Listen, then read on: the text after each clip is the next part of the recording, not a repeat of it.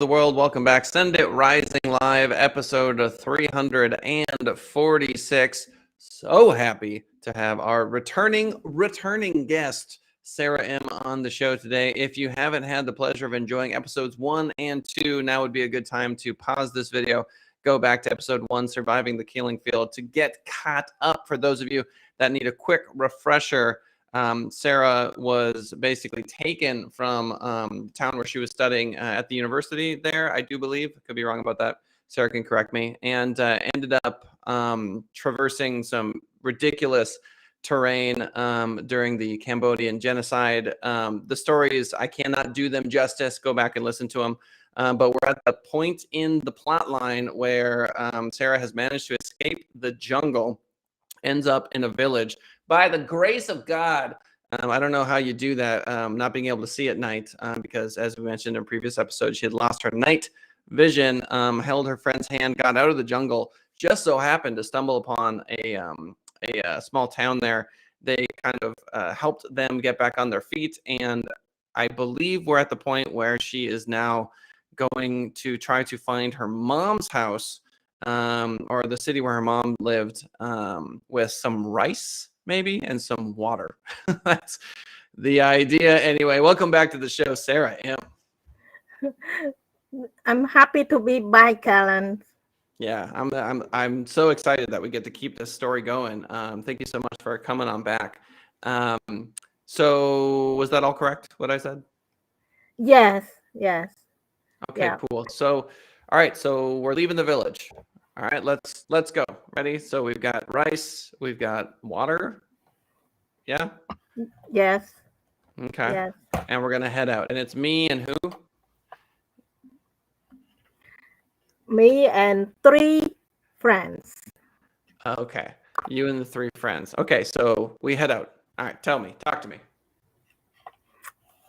Yeah, when we see people walk by, we ask for direction, how to go to Battambang. Battambang is my hometown. Mm-hmm. And they, some of them know how to direct me, so they just point their finger how to go there. So we just follow the directions. It's a long walk. Oh, a few weeks of walking. Okay, so so Cambodia, I mean, it never gets too cold, does it? Like you can sleep at night and you don't feel like you're freezing, anything like that. Right. And so you just keep going from village to village.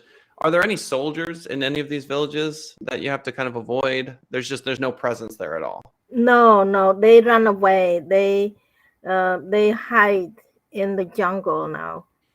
Oh, okay. So at this point during the war, has any foreign country come in and done anything at this point? Now during that time, no. Okay, so still there's no military presence, there's no European forces, there's no China, just nothing, just nobody's there. Right. And when you meet these people, do you tell them what happened to you? Do you, like, when you meet folks and you say, hey, I'm trying to find my mom's hometown, I'm sorry, I can't pronounce it, Battambang? Battambang, yeah. Oh, okay. And you say, we're trying to go to Battambang. Do they ask you questions? I mean, are you telling people we were abducted, we were taken into the jungle, I lived there for like 3 years planting rice? Are you sharing the story with anybody? No, they know. The whole country was mixed. This place is all over. Right. Yeah. Okay, so there's no point. There's no point in saying it because everyone. Okay. And are the people in the villages afraid that the soldiers are going to come and try to kidnap them and take them into the jungle? I'm not sure, but the people that we ask for help, they doesn't seem to be scary. So what happened? Beside the camp that moved us to the jungle, everybody else had been liberated 4 or 5 months ago. So when I get out from that captivity, I went into the liberated civilization. So people live normally now. Okay. So people aren't terrified that the soldiers are going to come in and abduct them or anything like that. They feel kind of safe. They don't feel as fearful as it used to be. Right. Yeah, Okay. And who's running the government at this point? nobody. Nobody run the government, so the country is like just without leadership for a few months. Okay. All right. So there's nobody. Is there TV? Is there radio? Are you able to No, listen? There's none of that. no, nothing, Nobody has any TV, no radio, nobody's communicating anything. nothing. Everything was pretty much primitive. Everything was broken up, very Wow. broken. Yeah, Okay. So how did people send messages? They just didn't? but then nobody sent any message to anywhere. So it's only word of mouth. If you see people, you talk to people. Mm-hmm. Okay. So you go with your three friends and people are just pointing you, go that way, right? And so you're like, okay. Um, you only have the food that people give you, right? And so you're relying on people to feed you every day, right? Well, we have a little bit of a raw rice that we carry from the camp with us, Mm-hmm. Mm-hmm. and as we found some can, and we use that can as the pots, as the pot to cook the rice for. And Right. yeah, to cook something, you just create a fire, make the fire and cook it. How did you make the fire? I don't remember. I think there is a way to ignite the fire with some stick. I have no I don't remember that detail. Yeah, because for a lot of people, fire building is very difficult. Like if you take sticks and you have that stick on the ground and you're doing this technique where you're rubbing it down and trying to create an ember, especially when it's humid out, that's not easy to do. No, no, no. So, but Yeah. you managed somehow. I don't know Yeah, either. we managed somehow. We probably go to the villages um, home and ask them for a fire to start our own fire to cook. Maybe um yeah, I pushed that memory was just gone. I don't remember. Right. I mean, maybe, I mean, that would make sense. Like you go to the village and you say, because villages have fire, right? Uh-huh, yes, They've got fires going all the time, because they're right. cooking and there's always a need for fire. So that would make sense, not to Yeah, mention, it's easy to smell smoke from a long ways away. So the second you smell smoke, you just go to the village, right? yeah. And then you can grab some fire from them. That would make sense. Mm-hmm. And the great thing about rice, obviously, is that, when it's uncooked, you can carry a lot of it, Oh right? yeah, yes. And it lasts a long time when it's uncooked. Yeah, I have a bag of rice in my closet that's been there for a year. So I'm familiar. Okay, so away you go. You and your friends, you're sleeping under the stars, and you're moving from village to village, and weeks go by. And I assume you eventually make it to Battenbow. Mm-hmm. Yes. Okay. Got to Battambang and got to exact location where our house was. Okay. Uh, So before we get there, so when you first get to Battenbow, what did that feel like? I feel excited. I said, "Oh, we are getting so close, Mhm. getting so close." Very happy. Yeah. And you were going with three different friends, and so I'm wondering, I mean, they were supportive of you, right? Because Yeah, they were okay with you going to your hometown. yeah. Did you ever fight with them or argue with them about where you were going to go because maybe they wanted to go somewhere else? No, no, no. There's no question Mm, because since the beginning, I told them that I want to go to my hometown looking mhm. for my family. Would you like to come with me? Ah, So that was the proposal, and they come to accommodate me. wow. So the whole vision. So you were the leader. I was, yes. Yeah, you were leading the charge. Okay, you get to Mountain Bow. You're feeling very excited and happy about that. Finally having made it.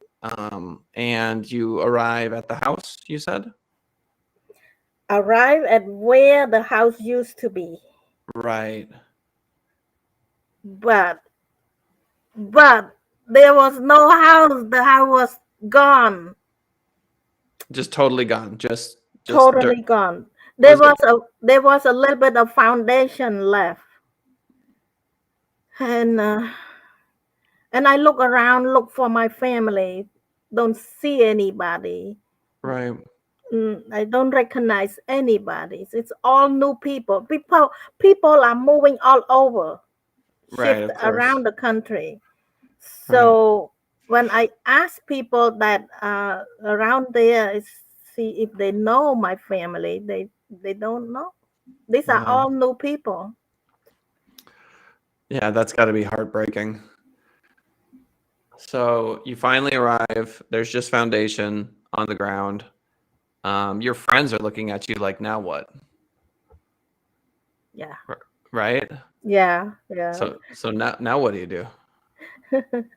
Now I had to think quick how to find now where where to find my family. They Yeah, should be they must be around.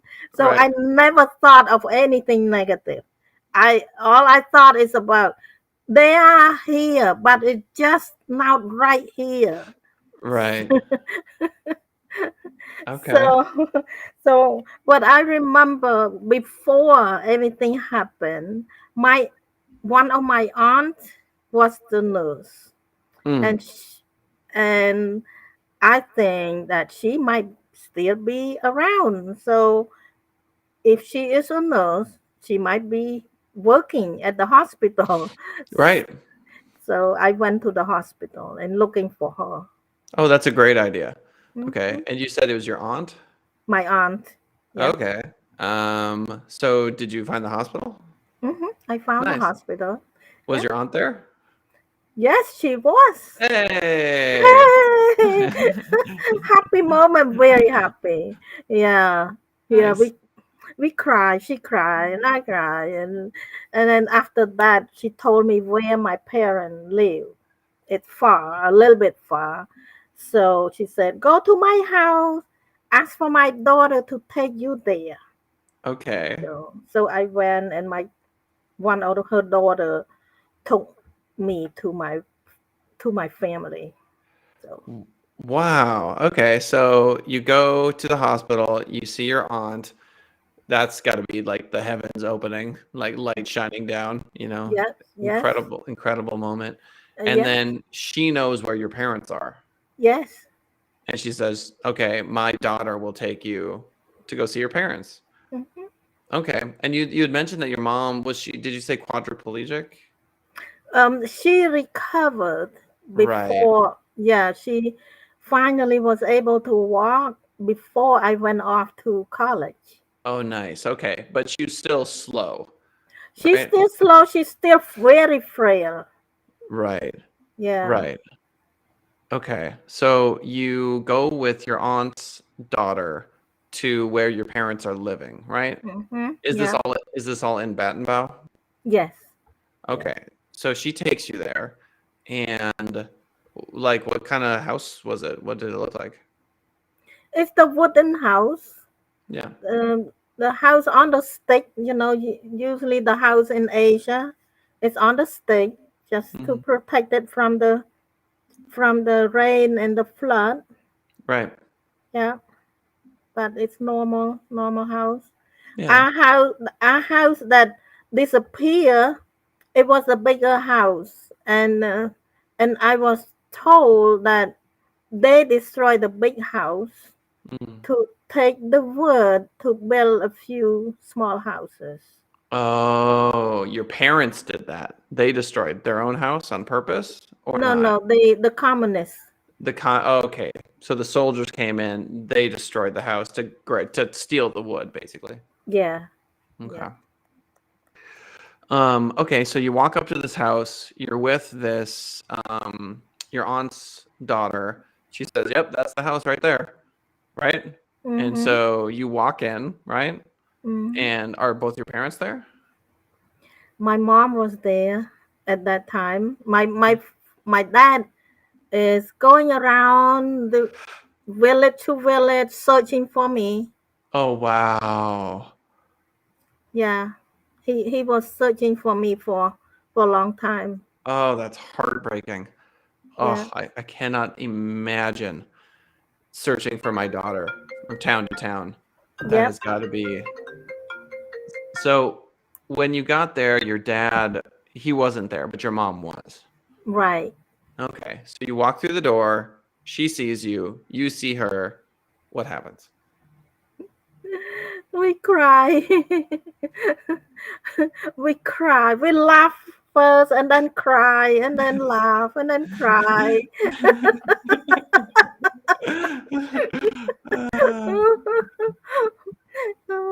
Oh, my mom said, "Where have you been?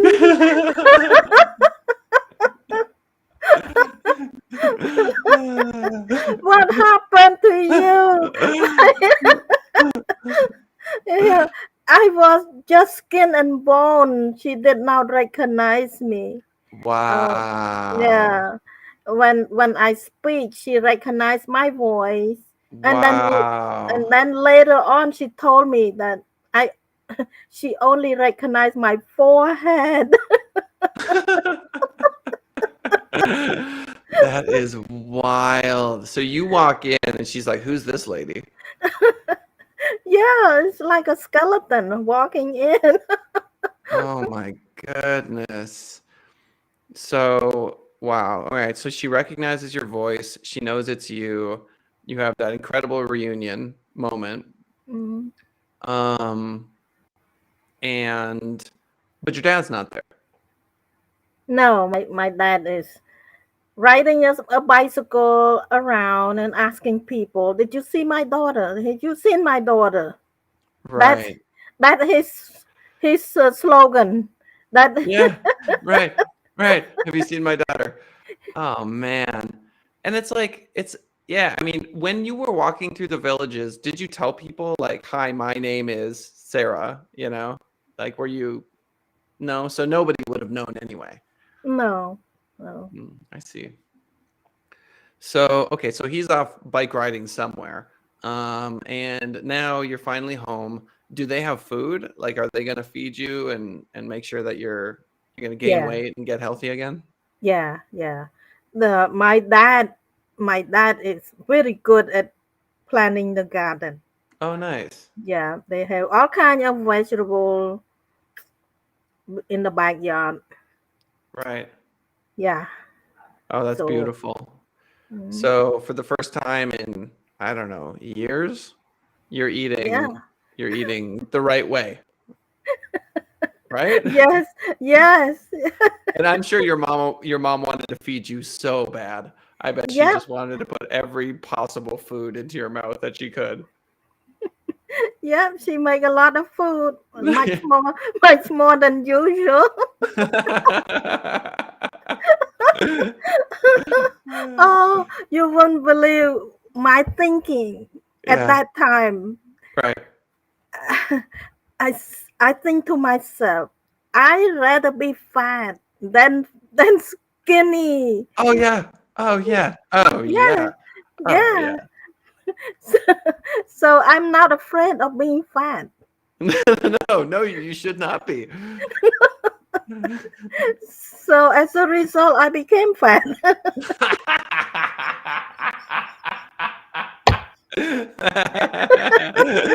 Oh, I love that. Oh, I love that. Yeah, I mean, you deserve to be whatever weight you want to be for the rest of your life. You know what I mean? It's like that's wild. That's wild. So I'm sure that your relationship with food is different than most, right? I mean, because you literally had malnutrition for an extended period of time, and so yeah, eat. You know, that must have been incredible. Those meals that you had at that Hmm. time, they must have tasted so good. Yeah. And the best of all, now that I know a lot more about GMO and so on, back then my mom did not have a GMO product. It's all organic. That's right. That's right. Straight from the garden. Yes. Yep. Yep. That's beautiful. Okay, so you're there and she's feeding you. You're starting to feel better. Does your night vision come back? Yes. Yes. Wow. Yeah. Amazing. Yeah. So you finally are fed. You don't look like a skeleton anymore. How long does it take for your father to come back? How long was he gone? It's only the same day, but later on the day he came back. Okay, that's beautiful. So there you are in the house. He finally, you can hear his bike coming down the road or whatever. Mhm. And he comes in, and what was that moment like? He was shocked and happy. Yeah, Very happy. Yeah. Yeah. yeah. So And big long hug. yeah, yeah. And this one sad thing about the reunion, they thought that I was dead, so they gave away all my clothes. Oh no. You're like, where are my clothes?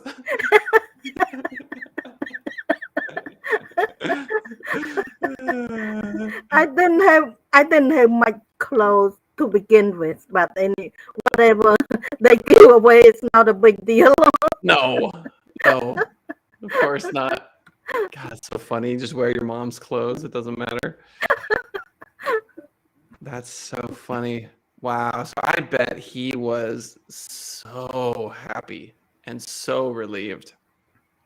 Yeah, Mm, yeah, that's incredible. Okay. So your aunt's daughter is there this whole time, right? So she must be yeah, just so happy to be a part of mhm, this incredible moment, right?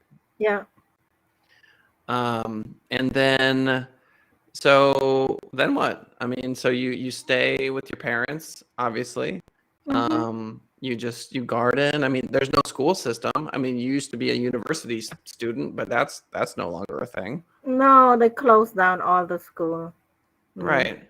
yeah, nothing for me to do except nursing myself.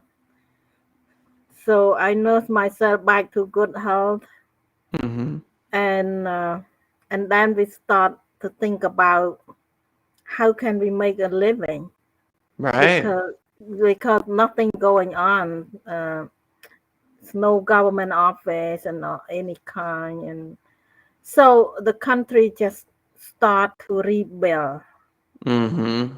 rebuild the country. Just seem like in the movie, like the primitive movie, like everything start from scratch. Right.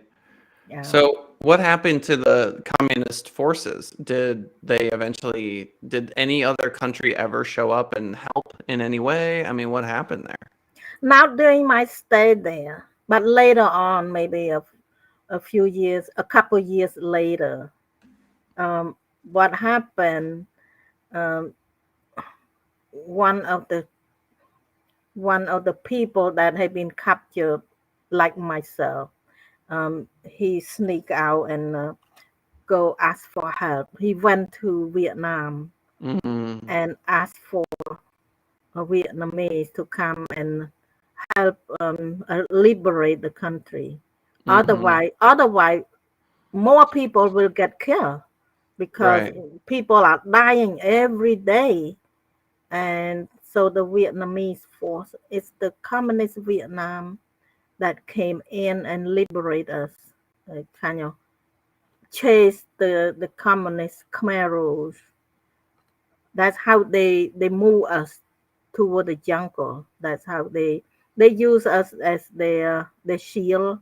Mm. So it's the Vietnamese communists that came in. Okay, so from the moment you reunited with your family to the moment that the Vietnamese came in to drive the Khmer Rouge out of, oh, I don't know where they drove. Did they just kill them? I mean, did they? Did the Cameroons just give They up? they were What they happened? were they were fighting. There was a shooting gun and so on. So the Khmer Rouge kind of get scared and they moved to the jungle. So Hmm. the Vietnamese came in before I came to my hometown. Oh, I see. Yeah, so the whole country had been liberated since the beginning of the year, like about 4 to 5 months before I came home. Wow. That's why my parents asked me, "Where have you been?"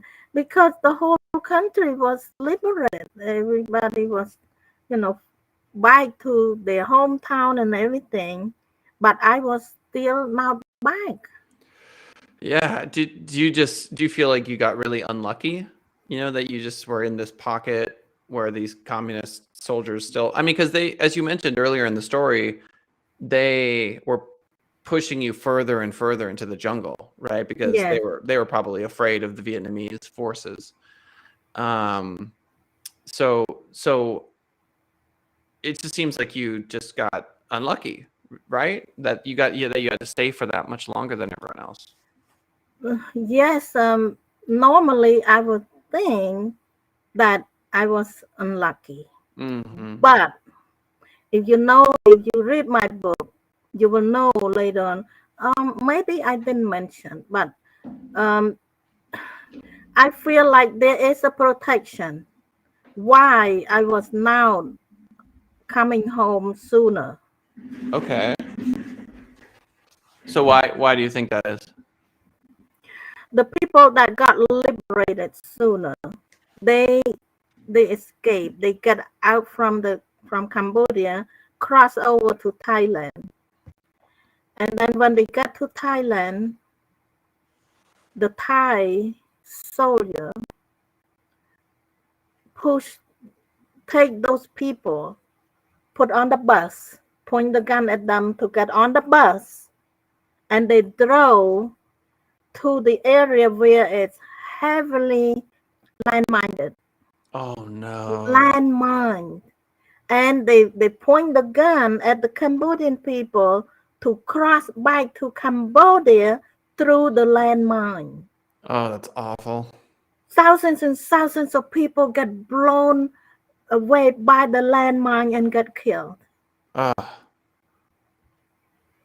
So wow. So you were actually lucky because I, if you had, mhm, wow, you dodged. Yeah, I mean, there's an expression, obviously, dodging a bullet. I mean, literally though, dodging landmines, dodging bullets. The jungle story where you got out, and found that village. You know what I mean? mhm. That moment where you felt like you were gonna die in the infirmary. I mean, there were so many moments where you could have been killed or, or worse. Um, that's incredible. So I know you have strong faith, and that's a big part of, who you are. Um, what do you feel when people complain about, oh, like my leg hurts? You know what I mean? Or they're like, I'm starving, and they say, oh, I'm starving. Yeah, I'm so, oh, I'm starving, right? I haven't eaten in 6 hours. I'm starving, right? When you hear people say stuff like that, what do you just laugh? I mean, what do you? I I like my when I laugh, I barely laugh.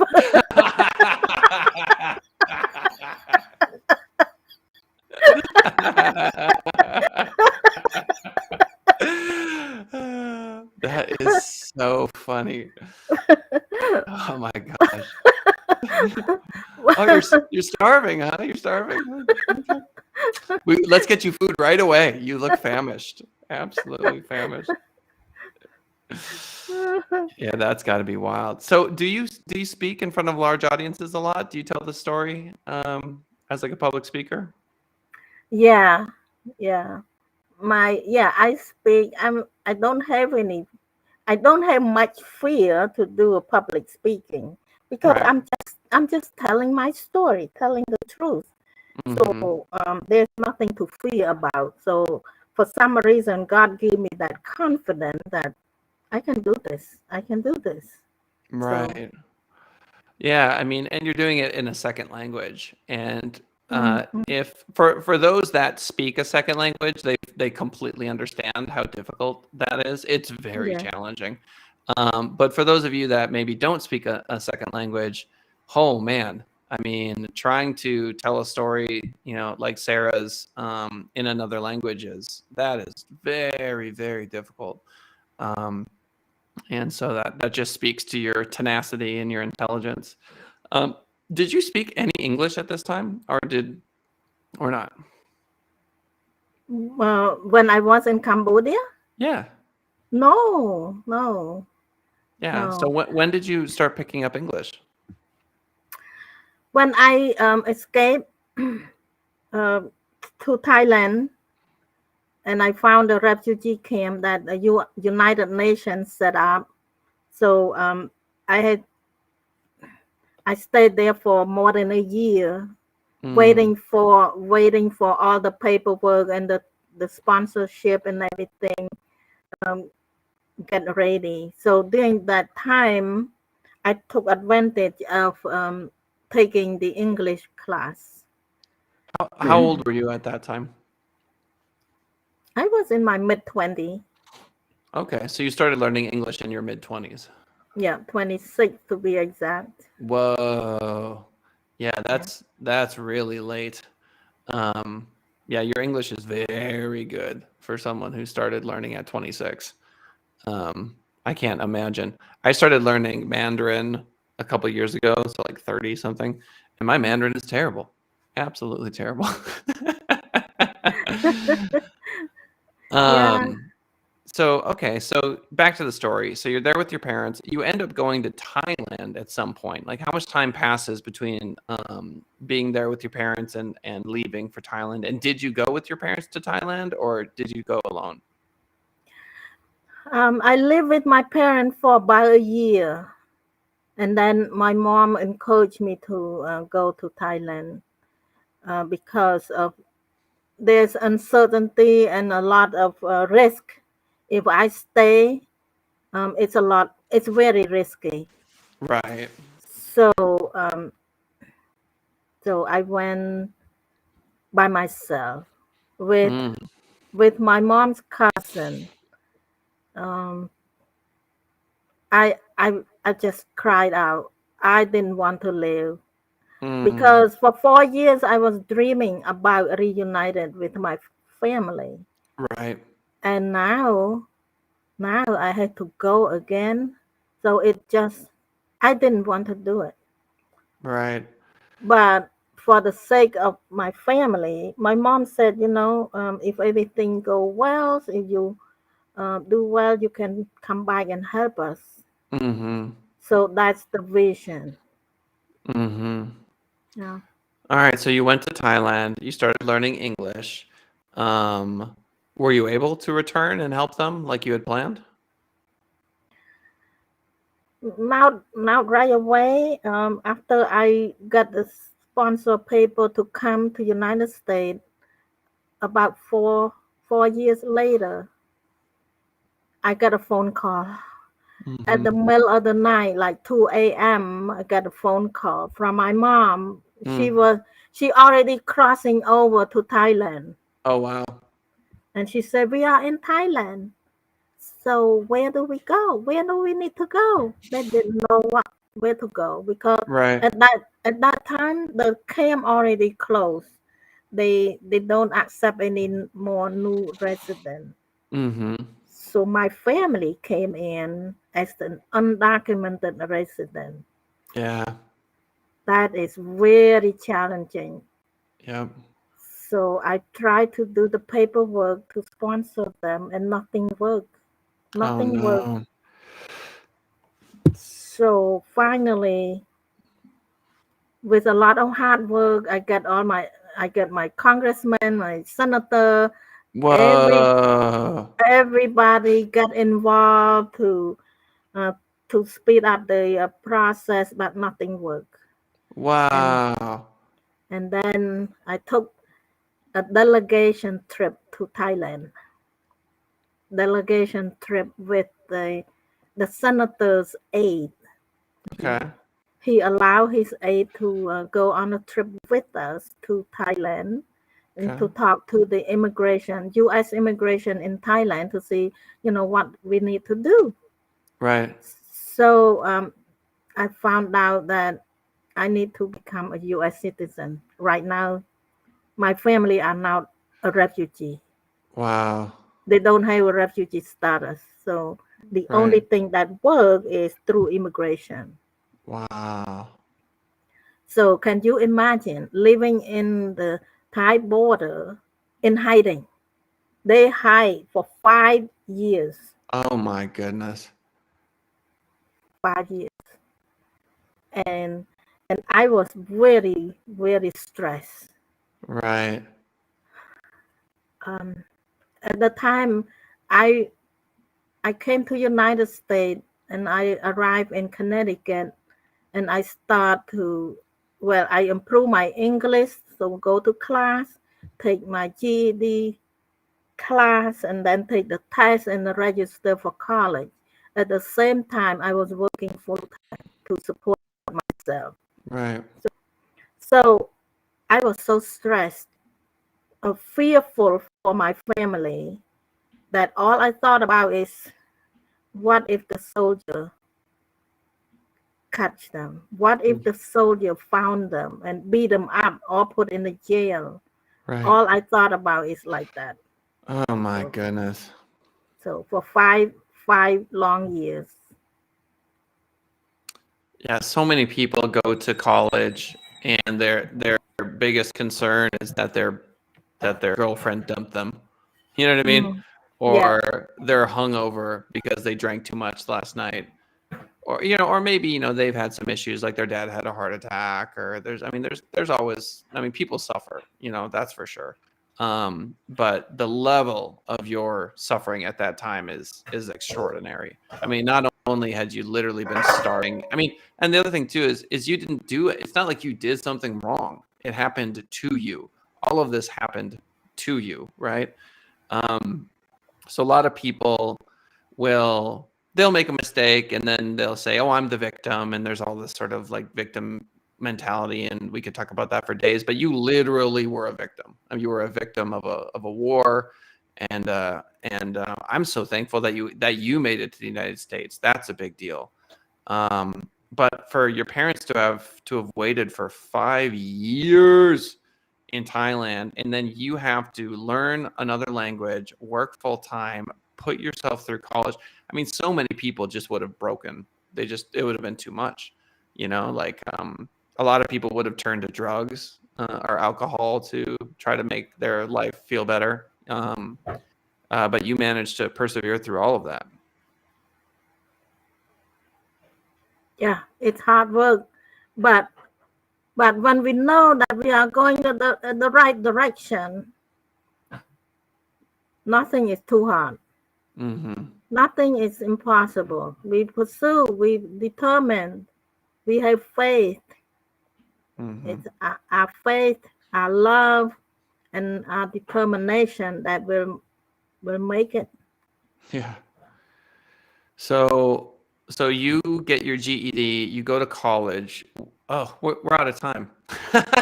This is why I started the show early, because I knew that we'd be talking for a while. There's more to the story. I'm really curious to see what happens with your parents in Thailand. I'm curious about your life in the United States. So we would love to have you back on to get all of that life story too. But Sarah, why don't you tell the folks one more time where they buy the book, why they should buy the book, and where to reach you. Well, my book is How I Survived the Killing Fields. It's available on my website, saraim.com/book. And most people, after they read my book, after they read my story, they get so inspired. They have a new perspective on their own life. My latest customer that just finished my book, she struggled with her health in her old age. And after she finished my book, she called her daughter here in Florida and said, after reading Sarah's story, I feel like I can go on. I can't go on. It's impact her life. So if you know somebody who struggles with anything, they need to read my story. It's not about bragging, but it's to help people have a better perspective on life so that they can appreciate what they have. Yeah, that's exactly right. And what I love about it is it doesn't matter what you're struggling with. Maybe you're struggling to stop smoking. Maybe you're struggling with a weight thing. Maybe you're struggling with a mental health thing. Whatever it happens to be, Sarah's story has stuck with me now for weeks. And then the number of things that she had to overcome to, get to where she's at. It's the human story made manifest. It's a beautiful thing. So, ladies and gentlemen, go buy Sarah's book. Do it now. Well, we love you, Sarah. We appreciate you swinging by the show again. Look forward to having you back. And that's the show for today. Ladies and gentlemen, thanks for swinging on by. YouTube.com/Send It Rising. If you want to join us live, ask Sarah any questions. 10:30 a.m. Pacific Standard Time. Y'all know the drill. Thank you so much. We'll see you next time. Bye-bye.